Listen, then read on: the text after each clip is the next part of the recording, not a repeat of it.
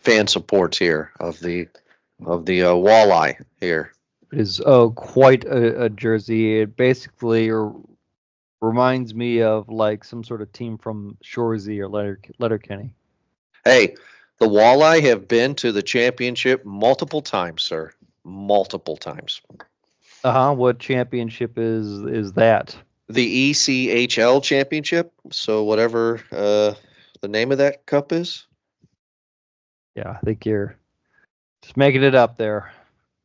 Well, when's the last time the Red Wings been good? Jerk.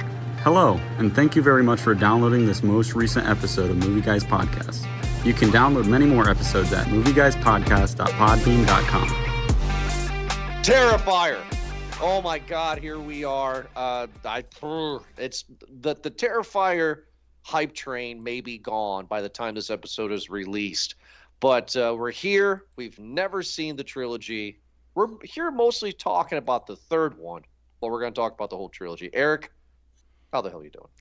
I'm excited to talk about this one. This came really into the conversation after doing Joker 2, just because this was released a week after in theaters, and I think we both had referenced an article that was talking about like the battle of the clowns or the box office clowns. Right. And it's like, geez, all right, there's already a third one of this. Now, I was familiar with the franchise, but I had never really gotten around to seeing it, and it's like, geez, all right, well, it took a third one for me to kind of peek into it, just because it is doing really well, or did really well in the box office, and keeps on growing in its popularity. Do you have the numbers to share? I do, yeah, worldwide. For the third one? Yeah, when it was Battle of the Jokers. What did it do? The rumor is, and see if you can fact check it, that it dethroned Joker Folie à Deux. Right? Oh, as far as the opening weekend? Weekend and overall, I guess. Just give me the numbers. What you got? Let's see. It opened up on October 11th, and it did win the weekend, beating out Wild Robot, beating out Beetlejuice, and Joker Folie à Deux. That's amazing. Yeah. It was weekend gross was $21.5 million on its opening release. It has since grossed worldwide $68 million on a $2 million budget, I believe. Stop it. This brings me back to the slashers of the 80s. Yeah, it's doing very well. Obviously, for how much it costs and for how much it's making, you can very much guess that there's going to be more of these, right? Right. So I must confess. So I have seen Art the Clown in the popular zeitgeist over the years, right? I have seen the image of this clown. Yes. Right. I've seen the videos of the stare, right? But I never knew it was grotesque. I just have seen this clown, right? What caught my attention was it not only beating Joker at the box office, which is ridiculous, right? But a movie like this is popular. This movie is sexist. These movies are not cultured at all. These movies are college kids with a couple $1,000 making a slasher movie. How is this Paranormal Activity territory? Like, is this like when it comes to box office stuff? Like, is this where a movie that should not have been popular has become popular? Yeah. I think Paranormal Activity kind of had a bit more going for it, just because that was a lot more word of mouth, and that was in a slow release from independent theaters into a bigger theater, because you had to request it to be shown into theaters, and it just kept on going and going. And I remember there being lines out the theater just to go see this movie, just because of how popular it was just getting. This, however, in day and age, we have internet. So not only do you just have word of mouth in forums and that going on, but now you have clips. Now you have scenes that people can talk about and really say, oh, well, here's this little 20-second flash of this type of movie right here. And that's the marketing. That's going to get you engaged rather than it being somebody going around the office and giving you kind of that, hey, did you see Yeah. that? Water Yeah, cooler talk. yeah. Did you see The Yeah. Sixth Sense? I'm not going to tell you about it, but Did you see Fight Club? you got to. Yeah, exactly. Where you have that type of Yeah. FOMO where Yeah. everyone else is talking about it, and because you haven't seen it, you're not a part of the conversation, Right. and so you go see it just to be included. How did this come about? So I did some research myself, and I guess Art the Clown, he made his first appearance in an anthology short that this writer director did. So who is this guy? Who is the writer director? Is he just some college kid that just made a movie? Does this guy have any clout? Like, who is this guy that's creating this big franchise? Damien Leone, I think I'm getting that name correct here, but basically, yeah, he is a film editor and a special effects artist. That I can was, see that. yeah, very clearly, right? Hmm. That a lot of his skills came from doing makeup and special effects. Okay. And you can clearly tell by watching these movies that he was kind of like those two kids from summer school, right? Where he was just big influence on like, or bigly influence. Jesus, am I saying bigly already? Hey, I wasn't gonna make fun of you, but hey, Yeah, it's pop culture now, where he pop was culture. obviously a big fan of Texas Chainsaw Massacre, or like The Uh-huh. Hills Have Eyes, Uh-huh. or like The Blob, or kind of like those movies where it was the old school kind of 70s and 80s corn syrup and gummy plastics, right? Yeah, may I say, not to segue really, but that's a movie I would like to review with you one day. It's one of my like unsung hero movies from the 80s, but The Blob is good. Oh God, dude! Like, I uh, still, because as a kid, I remember seeing the sewer scene, and oh that yeah, that still is burned into my head. Like, that yeah. one's not as burns my head as the police station, where the guy's still alive and he's reaching out and it's slowly going over him. You can see, all the stuff. Oh Remember that her yeah, yeah. boyfriend? And they're like, Or the phone booth. the phone booth is great. See, we're talking about it now, so maybe that's another retrospective in the future. So, okay, so we know about this guy, but why is these movies pop? Is it become word of mouth? Obviously, but is is is is this the start of a hunger that audiences want? Do they want more of this, or is this just a fad?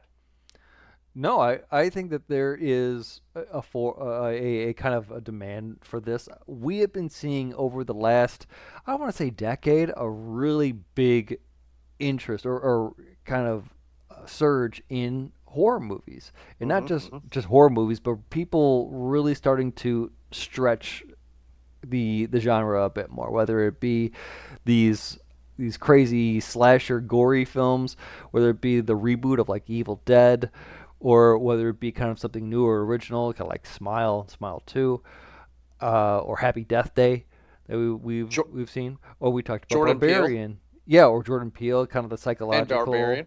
Yeah. where you really are getting a lot of that. And again, this goes, we've talked about it many times before, where in the resurgence of going back to the theater, to making it a ride, to making it fun. Hmm. And that's why, again, only a few movies can really do that, because I feel like other movies, like a comedy that we've talked about how it struggles a bit more to find an audience in such a big range, but like those comedies seem to do better at home with your popcorn, and probably while you're drinking and smoking, by the way, too, where these ones, horror movies don't often go over 2 hours, right? They usually stay Yeah. in the 90-minute zone.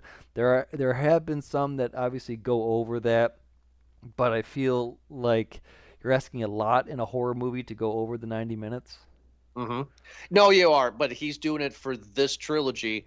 I'm just shocked that audience like the grotesque. I mean, this is some gory stuff. I've seen gory stuff. Hell, when I was in college, we made gory stuff, right? When we were doing films. But this takes it to a whole new level. This is Cannibal Holocaust looks like a Disney film compared to these, Good call. you know?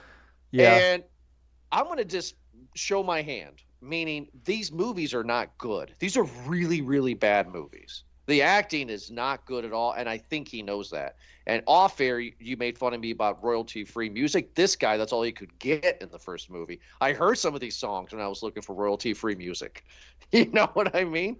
Like this guy. Oh, buddy, It's, in like Terrifier 2, not to cut you off, yeah, but I will. But like they do like that synth, yeah, for like that kind of that dark synth for like the opening and the end credits. It's like, okay, this is pretty yeah. cool. It really kind of gives like that 80s vibe.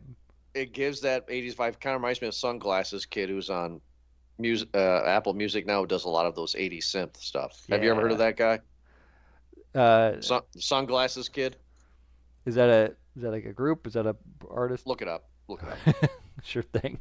But no, okay. So I guess I'm tiptoeing, I'm dancing. I guess my hard question is, for a movie to do what it does to body parts, especially female body parts, why is there an audience for this? Why do they like this? Why did this beat the the clown prince of crime? Why? Is it because everybody knows that it's bad and it's just a laugh? Do people actually like this kind of movie? Do people think there's a story? Why? That's my big question for this show that I wanted to ask you. Like, Oh, this is sure. not supposed to be popular. Sure. So I think the big difference, or at least for me, I'll speak to myself, and hopefully this will kind of speak to the rest of the people who probably would agree with it as well.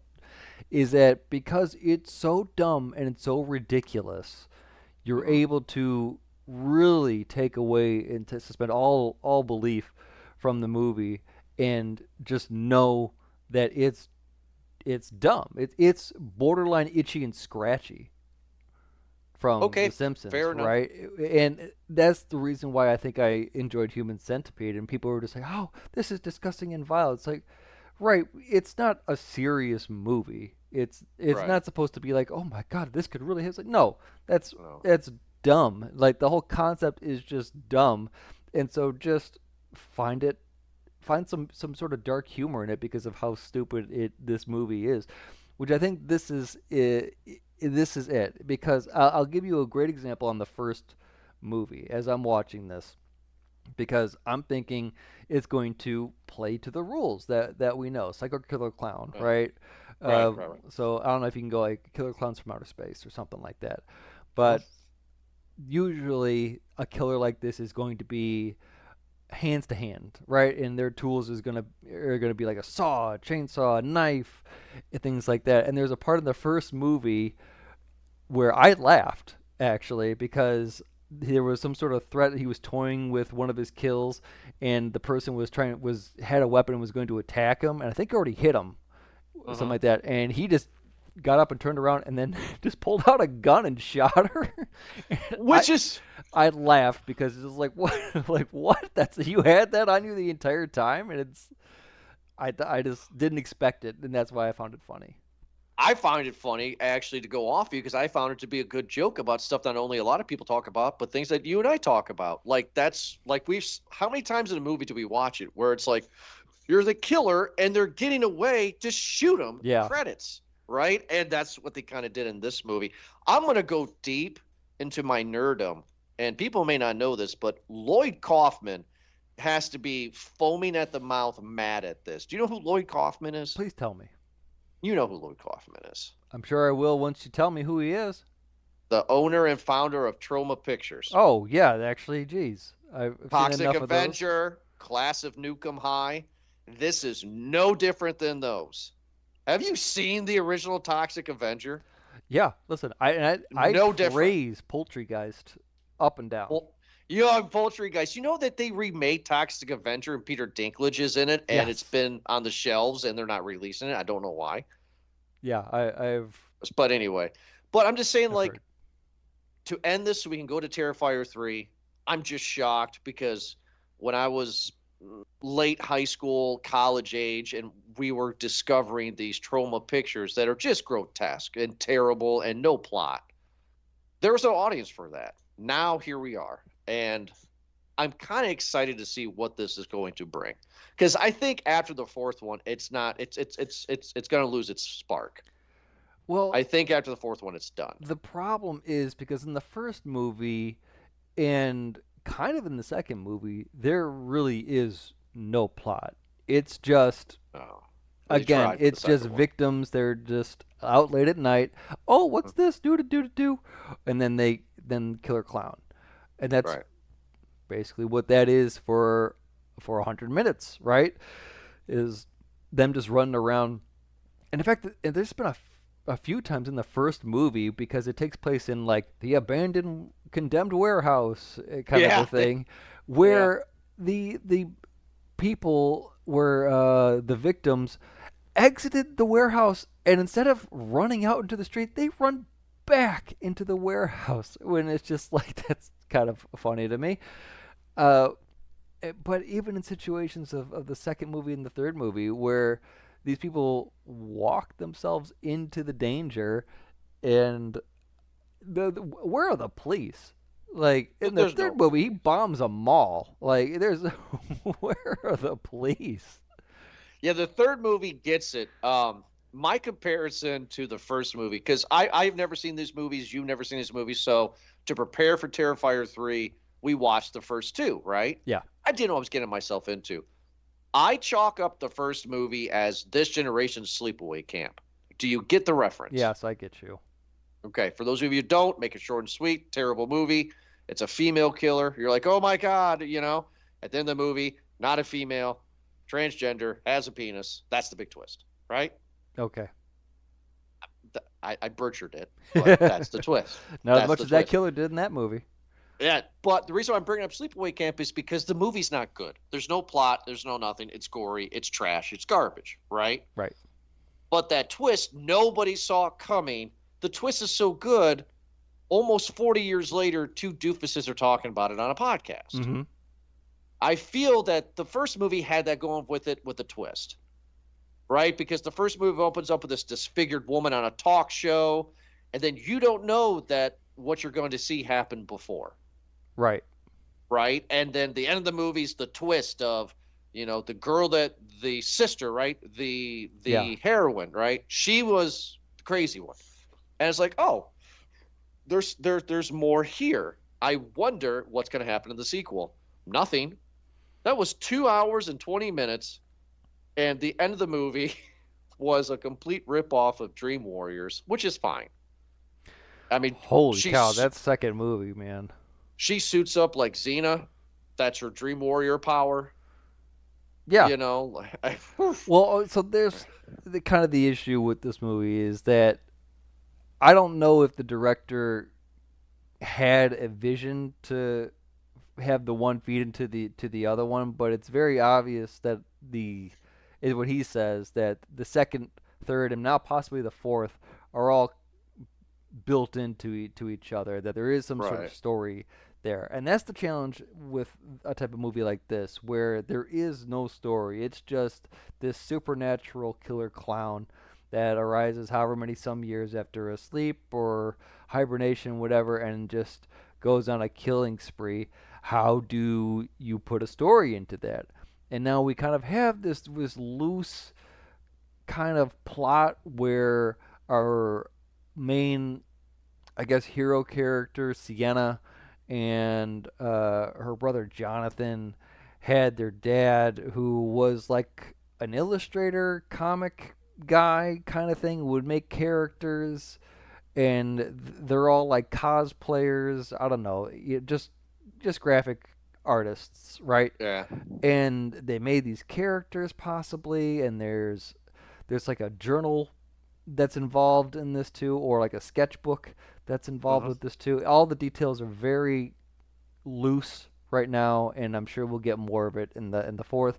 But it does seem like intentionally they're leaving a lot of that open so they can work in some more details that aren't really clear right now.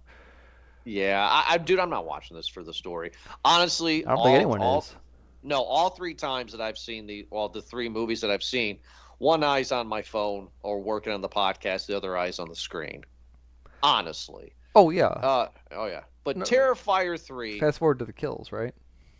Yeah. So we talked for a while about it, but we're not going to go scene by scene in this, obviously. But I want to talk about the opening of Terrifier 3 because that is initially what sparked the interest on TikTok and X and Facebook and everywhere, where they said the first 5 minutes is so horrific. Oh, my Lord.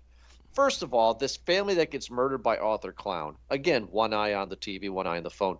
Did this family that get murdered by him had anything to do with the rest of the third movie, or were they just the opening kill? They're just opening kills. They're just Opening there kill. to show that it's a nice family, that it's Christmas time. Again, this is a Christmas movie, everyone. So put it on your almost watch list for Christmas movies. Have to do it. I have to do it. Have to do And it. yeah, it was So random family. just a random family. So the last time we saw Arthur Clown at the end of the second movie, he got defeated by getting decapitated. This movie opens up with him already head on body killing family, but then the next scene is the girl from the first movie, the sister, whose face is all messed up. Art's head, just his random head, is just eating a guard to get a body, to get Oh strength. God, no! How did the second one ended? Because there's that He little. got decapitated. There was yeah, he did. But there's the little pale girl from Right, which, by the way, great makeup. That girl was creepy. Just that little girl. Was it in the movie or did I read it? Her history that allegedly she was Art's first victim. Oh, geez, you must have read it because I don't read know. that. I don't I read know a that. dang Okay. thing about Art besides that he's just a killer clown, Okay. and that he can only see her apparently. Anyway, great First costume, victim. great makeup. She looked real creepy and disturbing with the big eyes and the big smile. He gets decapitated, excuse me, in the second movie at the end of it, by Sienna and her sword, which is all magical. Apparently, we'll have to Dream touch Warriors. on that. Yeah, exactly. Yeah, and the little girl picks up Art's head and then Oh. walks it to Victoria, right? Into who's in the insane asylum. The one with the messed up face. Yeah, Yes. the one with the messed up face, and goes where Chris Jericho works, and gives the head, or I'm sorry, she is pregnant and gives birth to the head, or something like that, and then That was the end of the second movie, yeah. yeah, and then the head is now alive on its own, and then we see in the third movie that the the head has a cord, a umbilical cord tied from its neck that goes up into her, and then it attacks an orderly and starts eating. Yeah. What are we saying right now? These words are happening. We're And reviewing then this. yeah, and then the body that doesn't have a head Yeah. was still laying at the original kill scene, and a cop comes to investigate and call it in. What is he doing, by the way, too? I don't know if Sienna and her brother had already made it out, but they barely got it out. They were beaten up pretty good. Mhm. And he's solo by himself. Yep. Long story short, the headless body attacks him, cuts his head off, wears his head, and then goes into the insane asylum to find his head eating another body, and then picks that head up, attaches it to his body, and then the now complete Art the Clown and Victoria walk into, I guess, the building from the first movie. The Terrifier, right? Because that's why they call it Terrifier. Wasn't there like a ride or something at Oh an yeah, abandoned amusement park in the yeah. sequel what they called it Terrifier? So Yeah. this is where they are, and they're partners in crime. By the way, little jab at Joker, the little girl, the little pale girl, is more Harley Quinn than Harley Quinn was in the movie. Very nice. There you go. So then this is when he regenerates, and then he kills the family. You know what? You and I have seen a lot of movies, right? What makes this movie good at what it does? I was very careful in my words because I wasn't going to say good. But what makes the movie good at what it does is that you don't see the kid violence. And that's what people are so offended. Art the Clown just breaks into these suburban families' home, murders the oldest daughter, who is probably under 15, I think, just hacks her up to death, destroys the parents, and Oh then no, I think that was a was it a Sorry to cut you off. I thought it was a kid. Like I mean, I'm not a kid. It was a boy, young boy. I thought it was the sister. Uh, no, the little girl was. Was it hiding in the cabinet? Yeah, Okay, whatever. He kills a kid. All right, he kills a kid. yeah. He kills the kid with an Yeah. axe. So I went back and watched it again. And I'm like, huh. Art goes into the room. You see him get ready to swing. Camera cuts out of the room, and you hear the noises, and Yeah. then you see the aftermath. That's how they're getting away with this. Is they have not shown yet an axe or something smash into a kid's face. They have not done that yet. Yeah, That's the fine line. Not that brutal kill, but again, to go back in this movie, because they they kill more than one kid in this movie. They kill multiple kids in this movie. Yes, they kill multiple kids in this movie, but that one was the one-on-one where he kills it with an axe. Right. The second time that we see him killing all the kids was when he dresses up as Santa Claus and plays a mall Santa, and the kid is opening the box, and again, why does this guy have a bomb? Anyway, and it's a bomb in the box, and you can see the kid open the box, and then just the explosion hit him in the face, kind of a thing.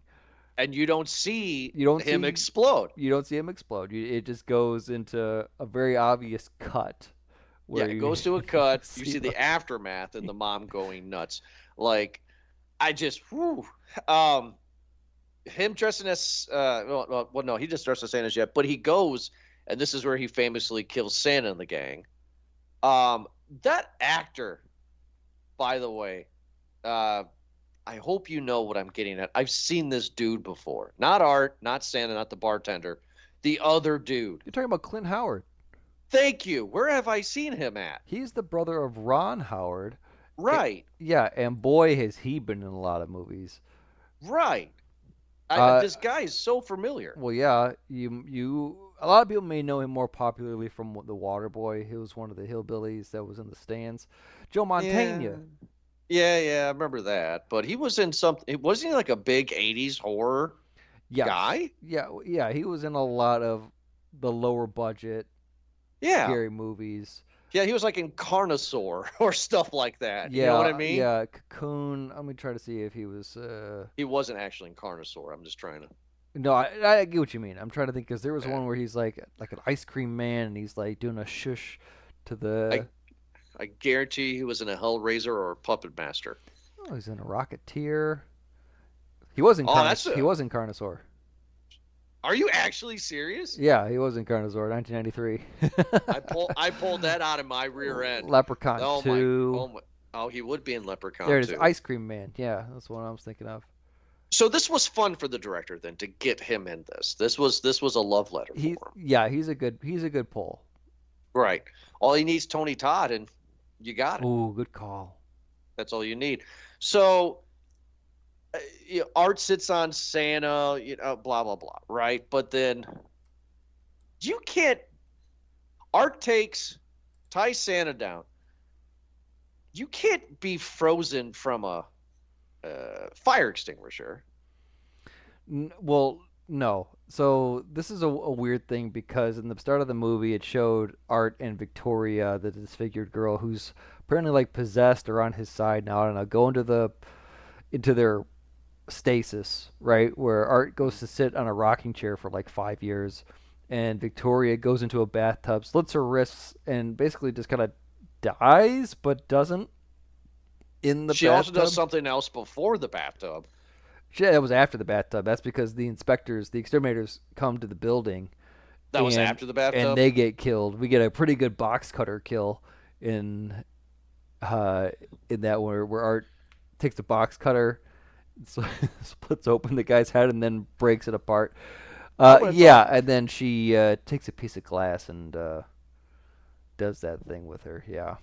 I will talk about the box cutter kill because I'm trying to think what's realistic and what's not, and this is so Mortal Kombat-y, if that makes a sense. If that's a word. It's fatality. Because guy's laying. I'm kind of going in detail about how ridiculous this is, but the victim is laying on his stomach. Art kind of sits behind him, takes a box cutter, goes deep, cuts it, and then he bone tomahawks his head and rips it apart. And the dude is still screaming. And every time something like this happens in these movies, I'm like, he would have passed out from the pain. Dude, every one of his kills are still alive.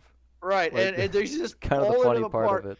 And as soon as he rips the head down, the jaw breaks, and you can see his eyes are going. It's just like this wouldn't happen. No, but it's just, why are we laughing? Like I can't believe we're laughing. Like, this is ridiculous.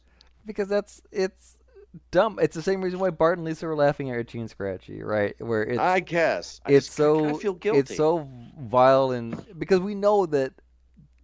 Listen, well, we don't. None of us are killers, right? And things like that. But right, we know that.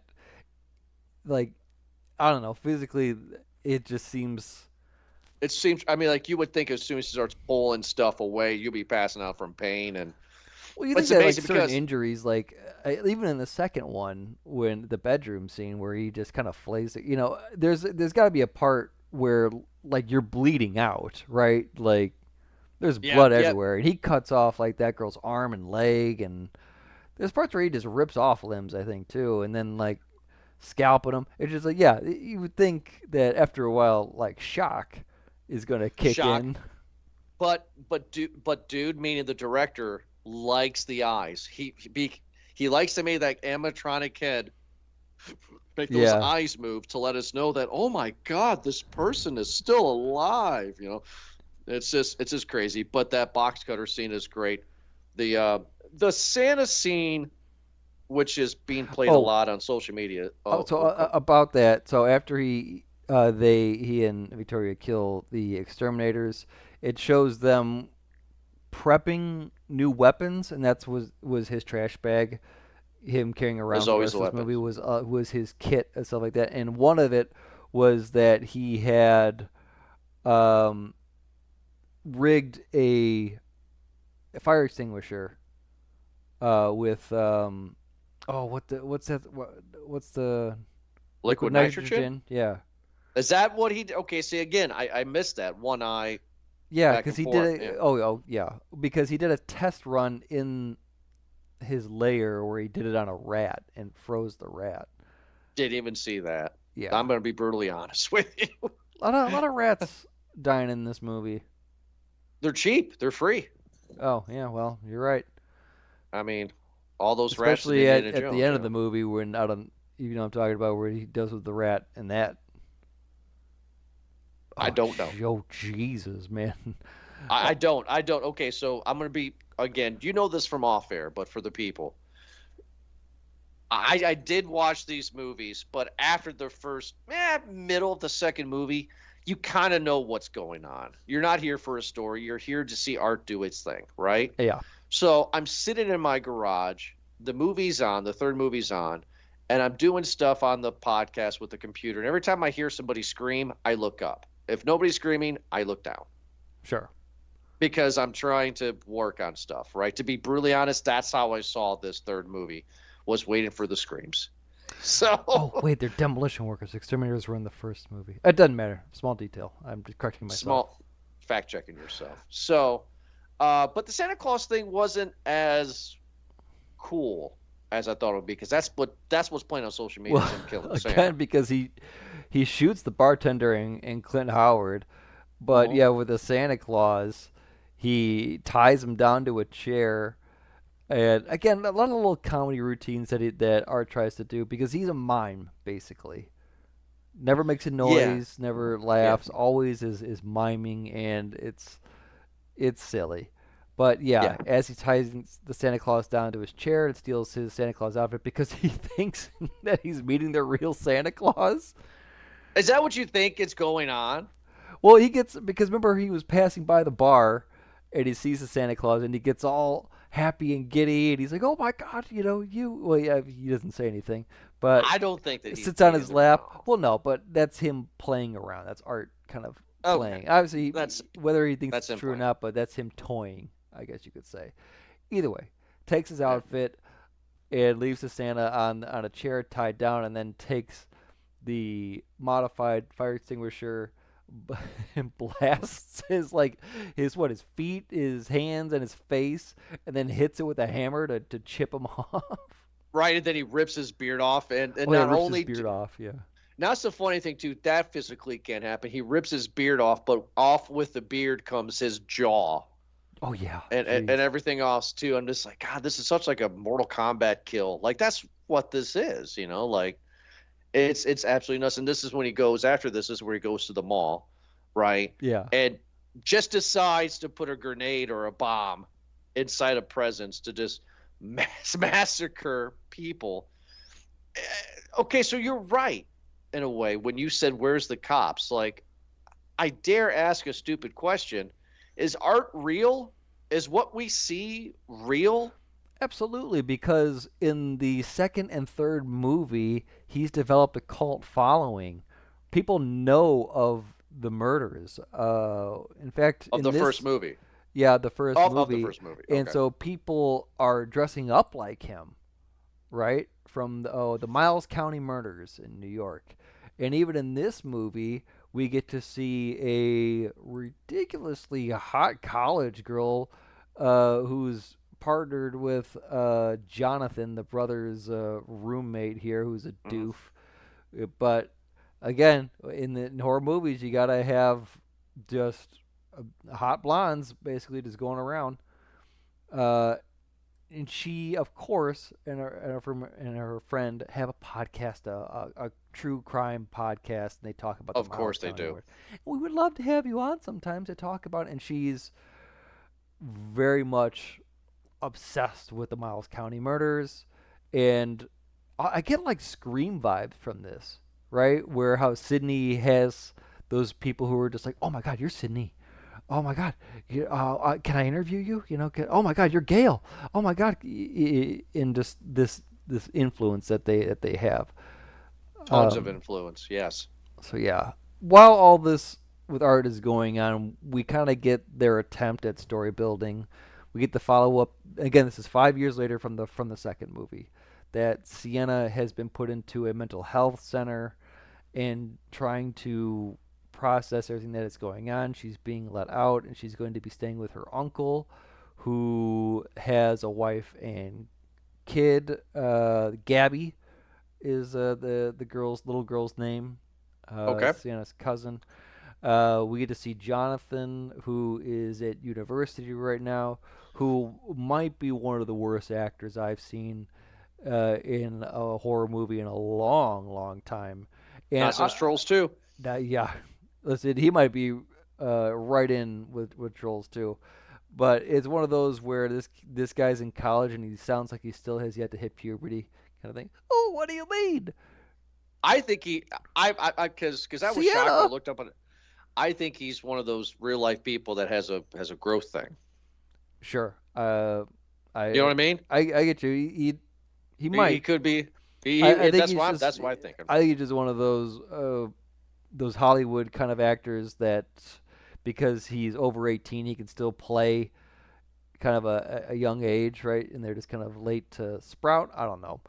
Either way, that's and they did him dirty in this because he didn't really get a good exit, but we don't know if that was him or not. Because he was supposedly killed in the last scene, but we never got to see it.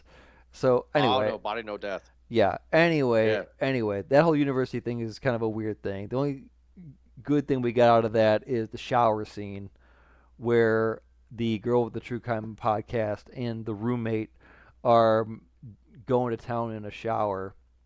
Okay, so I want to talk about and that. Art comes in with a chainsaw.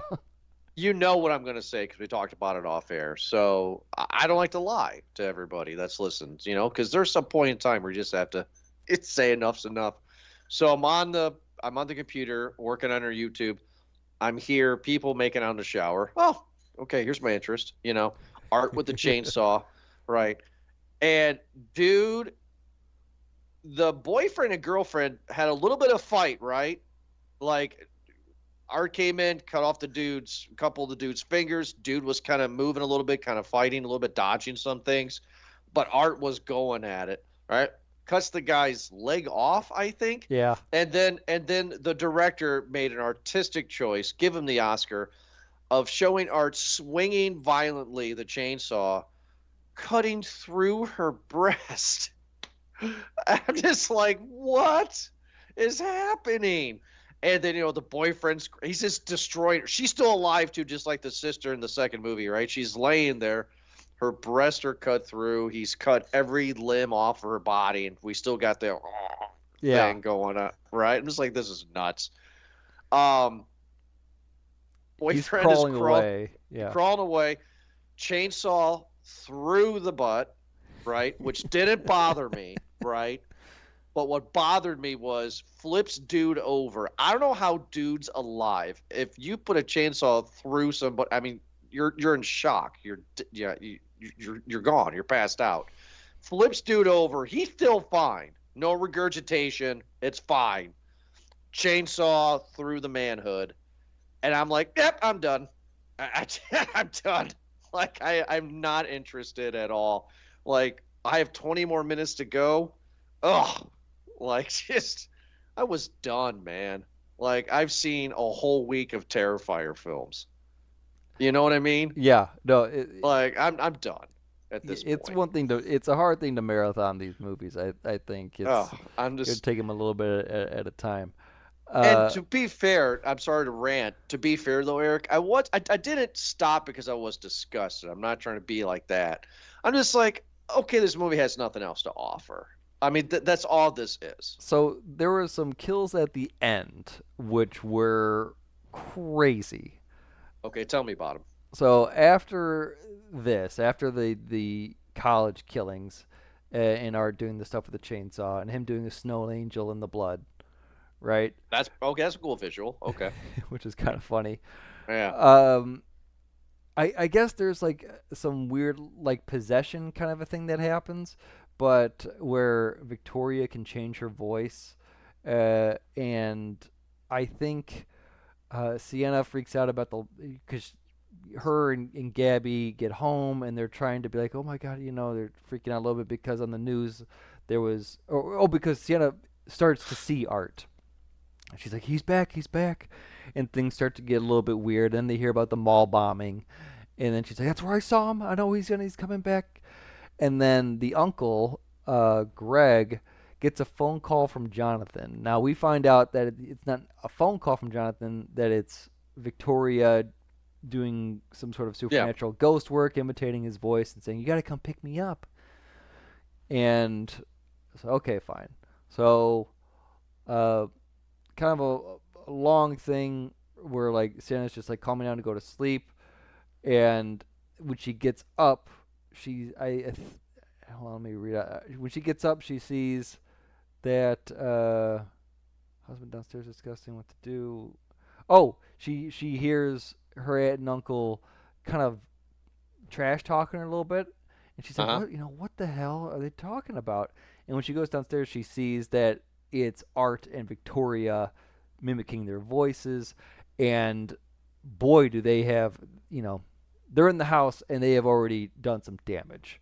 They have killed, presumably Greg, and crucified him in the dining room and split him open. It was either him or it was the kid from the college. I don't know, because I was again kind of hard to follow at this point as well too. They also have a decapitated head in the cage.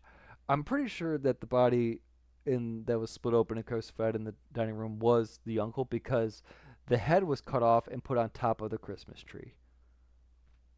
Of course, classic Silent Night, Deadly Night style. Okay. The aunt is tied up on a chair in the middle of the room, and Sienna tries to do this thing. She gets knocked out. She gets tied to a chair, too, and they Art and Victoria are doing this toying around. They're going to kill the aunt, Mia, I think. No, that's the girl,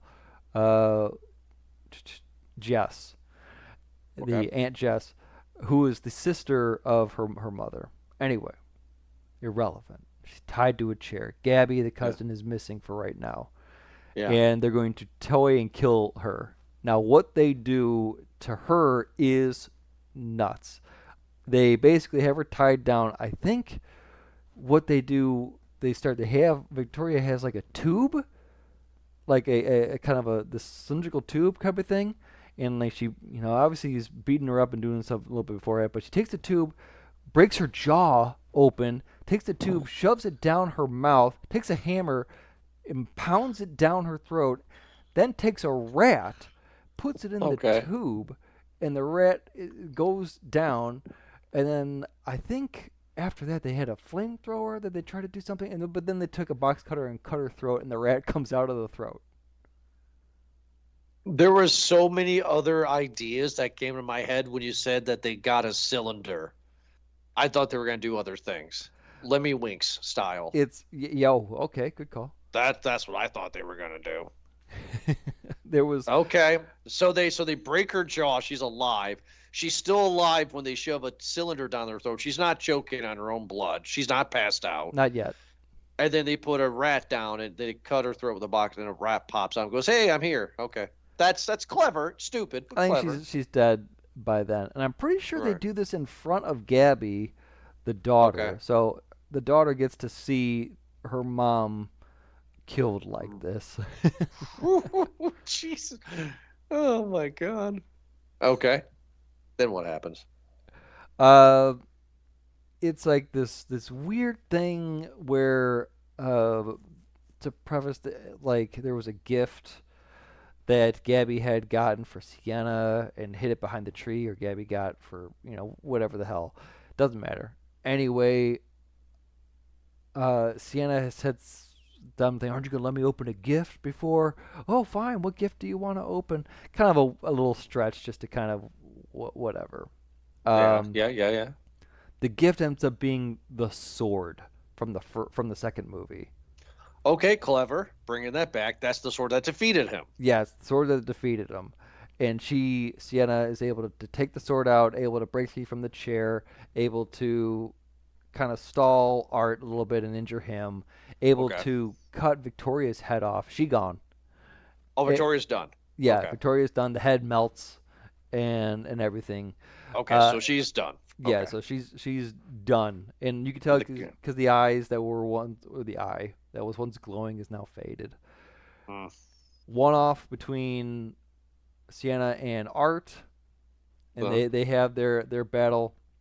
Long story short, there's like a portal in the floor that opens presumably to hell, and I think he gets shoved down into it, but Gabby, the cousin, also does as well.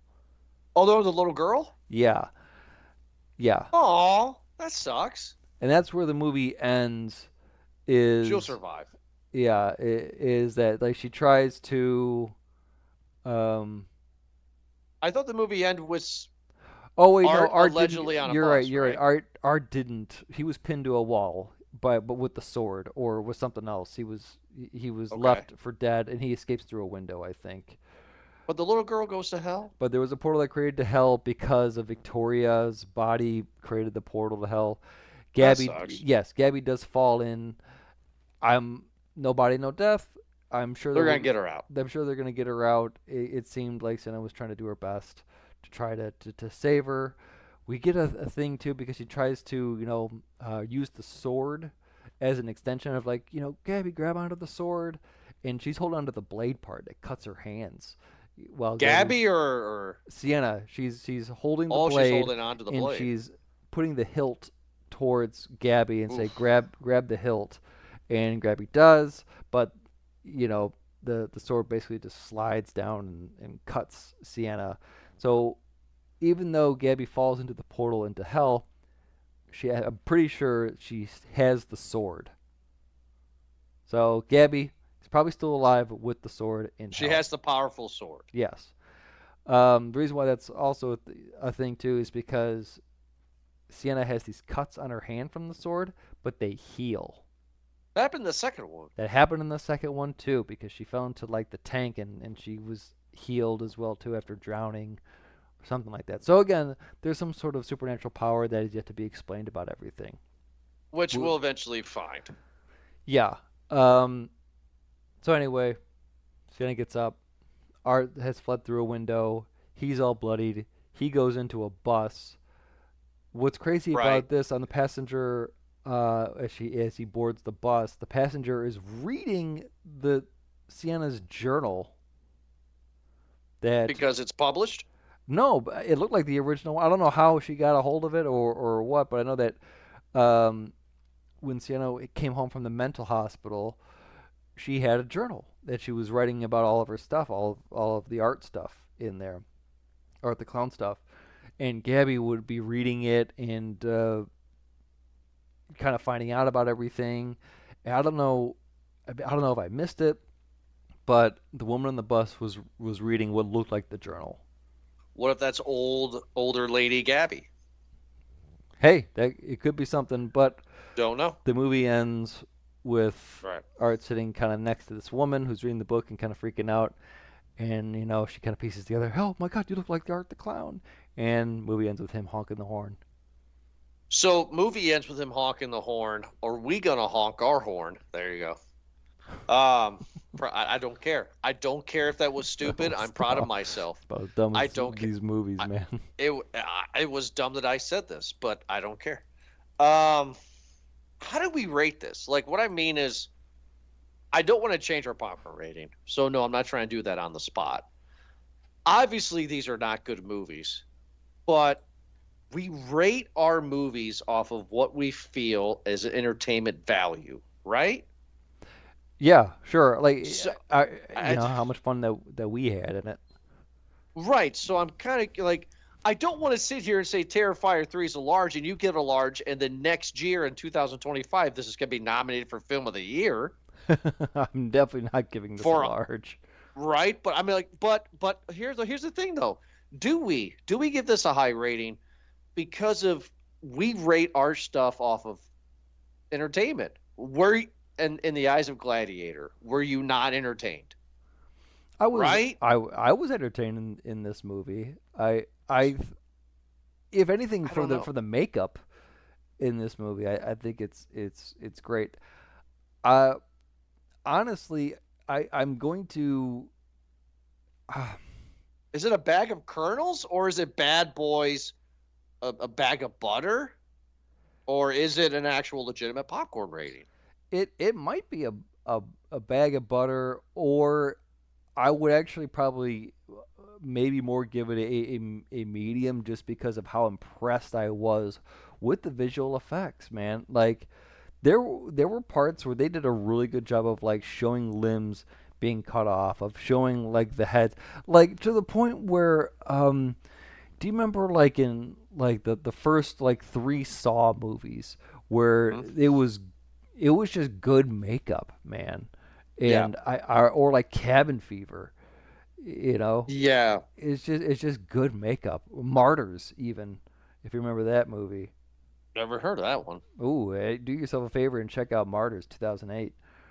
Okay. But like, I just was enjoyed a movie like that. I, Terrifier 4 is for sure. I don't know what they're gonna do with the story, but I can tell you right now is that the run times do matter. The first one was about 90 minutes. The second one was a bit longer. That thing was pushing almost 2.5 hours, and It was long in the tooth. that Yeah. was long for me. And I was at a point where I'm just like, okay, like I think I'm gonna have to pause this and start out a little bit later, because streaming on Amazon Prime, everyone. Yes, it was long. Yes. And same with the third one, where it's just kind of like, okay, I'm having to check my watch a few times, being like, okay, where are we right here? Like, is this gonna, how much longer do we have? Because it was getting there. But just like you said, like you're watching it, I'm watching it for the kills. I'm watching it just to see how crazy violent it could get, and I'm not disappointed in it. I think it's great. I'm not going to go back and watch a whole lot of No. parts of this movie.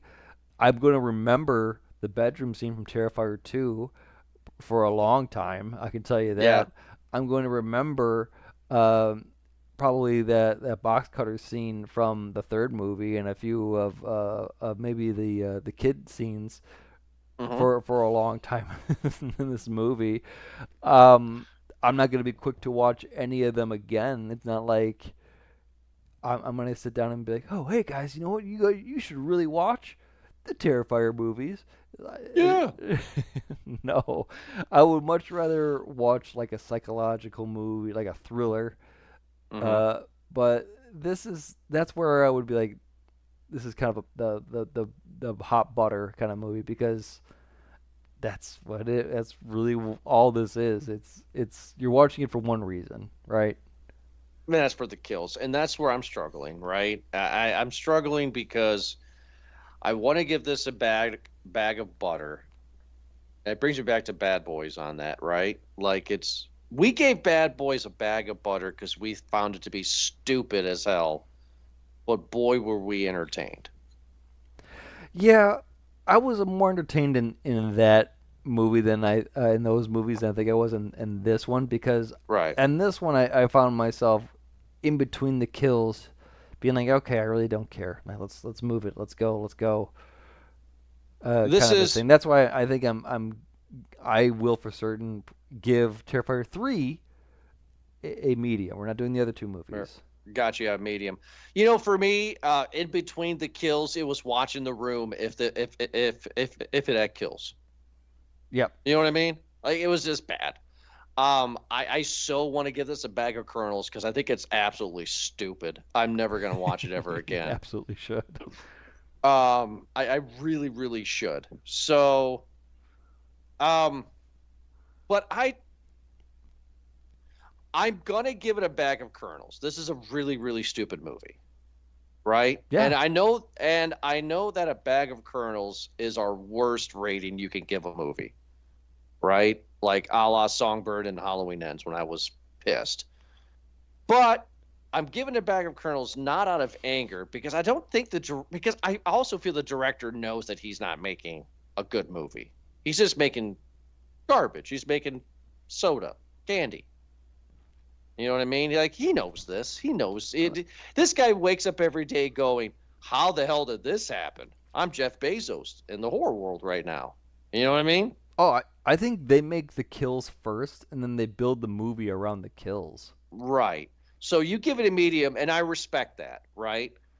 I really want to give it a medium too, but I'm doing it for, again, the technical aspect of it, and mhm, just for the sheer enjoyment of the kills. I agree with you completely. The acting, the story is lame. It's mhm. bad, but I think everyone who's familiar with the franchise knows, just like you had said many times, Jordan, you're not watching it for the Oscar award worthy acting Mm. here. Okay, for the beautiful Aaron Sorkin playwright that the And story sorry. is. Okay, we're not doing it for that. I'm watching it because I want to see a psycho clown that is possibly from hell do some crazy killing. So how about this? Let's just make things even. So as a movie, it's a bag of kernels. For the kills, I agree with you. It's a small. So I'll just go right down the middle and say it's a no bag. No bag of popcorn. That's my official rating. Sure. Right? Right? I agree with you. Medium kills, great. The movie sucks. Have one more question for you before we close out the show. Because of this movie and the financial success, does Art earn a spot on Mount Rushmore? Or is he not there yet? Oh, geez. That might be another reason. And again, I've been really floating on the small and the medium here, and I'm really only giving it a medium just out of the respect of again the makeup, but also like, yeah, this clown is this generation's kind of, Jason, Freddie, Michael. yeah, like it's, if you were at a costume party this year, next year, whatever in the future, and you saw a very lame attempt at whatever costume this is going to be, because it's simple. It's just black and white, Hmm. right? And yeah, you're gonna know what that is. And I feel like it's so recognizable that even people who have not seen the movie will probably know what that is, even if they had like any Yeah. hint of kind of what it is. Like, oh, you're that clown from that thing that I saw online. Yeah, it's I was asking because I don't think it's Mount Rushmore territory yet, No. but I feel he's in the cabinet. Like, I feel Art's part of the discussion. Yeah, yeah. And maybe you could put him on like a top 5 list that's very geared toward that type of movie, right? Uh, where it's like very campy, kind of gory type of Hmm. movies, right? But in the greater list of scary movies or slasher movies, I probably wouldn't put him top 5. You're right. He's not there yet. Maybe when they make Terrifier 10, we can talk to that. But like Jigsaw would be on that list, right? Right. So I want to make it clear. And of course, Mount Rushmore is different for everybody. For me, it's Michael, Freddy, Jason, and the fourth one for me would actually be Ghostface. I think Ghostface is on Mount Rushmore Oh, with the big sure, three. sure. But then second tier below that would be your Chuckies, your Pinheads, your Puppet Masters, there's stuff like that, like your Texas Chainsaw Massacres, that kind of stuff. Uh, Art, I don't know. Art could be sea level right now. He Yeah, could. I don't know. I think art is in the conversation, Hmm. right? But we're maybe not there yet. Obviously, those names that you had said, those characters, have been around a lot longer. They've had decades of the exposure and a lot of other movies, a lot of successful movies underneath their belt. Yeah. Whether it be and series as well too, right? Right. Yeah. And even video games, like they are in pop culture. But Art the Clown is maybe more up there with like Leatherface. Leatherface, Leprechaun. Yeah, yeah, Like that kind of sea level. yeah, You yeah. know. I'd say for right now in that conversation, he's in that tier. Hmm. Uh, but we'll see with 4. I would imagine that if 4 is going to be a success, that we're probably going to get more in 5. I don't see this director slowing down. Would you? No, if you're making this type of money, no. You were nothing 5 years ago. Nothing. You were two dudes talking about a movie on a podcast 5 years ago, Yeah. So and now you're making bank. So yeah, this dude's yeah making double commas here. He's making you yeah, know 8 figures. He's doing good. good Uh, for him too. Sorry to bash the movie. Good for him though. yeah, great for him, and I'm excited to see more of it. I'm excited to see more from these actors too. I hope they get their exposure, and I hope to see more from them too. The girl who plays Sienna and the guy who plays Art the Clown. I think he does a great job and really takes over the character. So yeah, hopefully we'll see more. Well, we hope you download more. When you go to movieguyspodcast.podbean.com. It's a new season, right? So we're here getting ready for the new season, season 10. We have a special episode in December for everybody for that as well. Can't wait. But thank you so much for downloading this recent episode and review of Terrifier 3. Eric, thanks so much for joining me. And we'll be back next week for another awesome episode. Have a good night.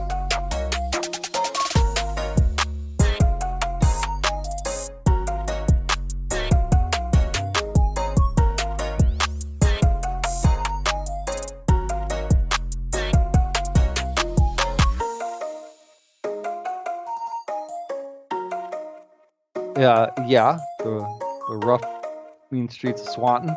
No, that's the suburb of Toledo. You got the University of Toledo Rockets flag in the background. I can see. I got my walleye hat, my walleye jersey, and my Frickers glass. All of these people are sponsors.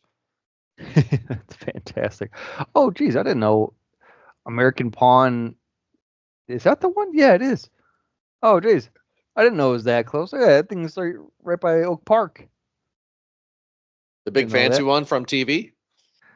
Yeah, Yeah, we lived in Ferndale for a bit, so that's a pretty close. That's spitting distance. And I've been up to Ferndale with you plenty of times, and I've always wanted to go, and you just don't. No, Yeah, yeah. Why do you want to go to a pawn shop? Have you never been there before? it's a huge. I've never have been to a pawn shop. No reason for me to go, but this place is famous. It's huge, right? The Travel Channel is the reason why I knew about Lafayette and American Coney, and also American Pawn, Oh, all right then. whatever they Yeah, call it. yeah. Listen, there's been a lot of out of towners. A lot of my sister's boyfriends are usually not from the country, and so Uh-huh. they come in and they know a lot. They're just like, I want to go see this. I want to go see that. And See, again, it's a lot of the tourists, and you're just like, you really don't want to. You really don't want to. That's where you want to go. yeah.